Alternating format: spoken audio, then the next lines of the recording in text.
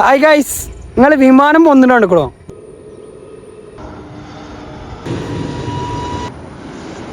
ഞങ്ങളിപ്പോൾ നിൽക്കുന്നത് കോഴിക്കോട് എയർപോർട്ടിൻ്റെ പുറകുവശത്തുള്ളൊരു വ്യൂവിലാണ്.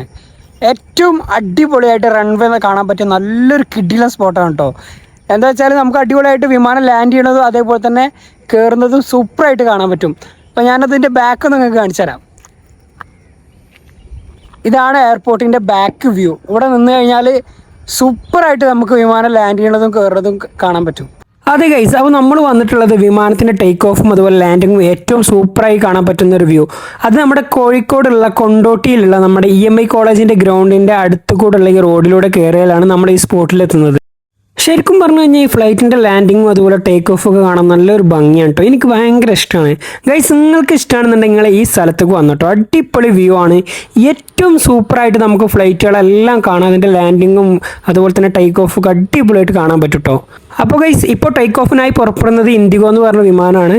അതിൻ്റെ വ്യൂ നമുക്ക് എത്ര ഭംഗിയായിട്ട് എത്ര അടിപൊളിയായിട്ട് കാണാൻ പറ്റും നിങ്ങളൊന്ന് വീഡിയോയിൽ നോക്കിയേ. അത്രയും സൂപ്പറായിട്ട് നമുക്ക് കാണാൻ പറ്റും കേട്ടോ. നമ്മൾ നിൽക്കുന്ന ഈ ഭാഗത്താണ് നമ്മുടെ എല്ലാ വിമാനങ്ങളുടെയും ലാൻഡിങ് വരുന്നത് കേട്ടോ.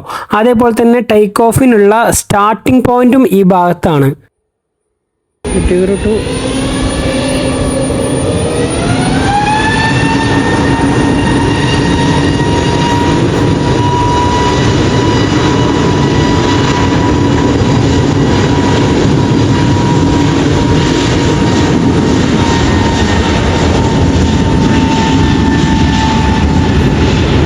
അടുത്തത് ഫ്ലൈ ദുബായ് എന്ന വിമാനത്തിൻ്റെ ലാൻഡിങ് ആണ് കേട്ടോ. എന്തൊരു ഭംഗിയാണ് നോക്കി ആ വിമാനം ഒന്ന് ഇറങ്ങുന്നത്. അതെങ്ങനെയാണ് നിലത്ത് ടച്ച് ചെയ്യുമ്പോൾ ഉള്ളത്. സത്യം പറഞ്ഞാൽ എനിക്ക് ഭയങ്കര ഇഷ്ടമുണ്ട് ഈ വിമാനം കാണുന്നതും. നമ്മളിപ്പോഴും ആകാശത്തൂടെ പോകുമ്പോൾ ഇങ്ങനെ മുകളിലേക്ക് നോക്കി നിൽക്കും.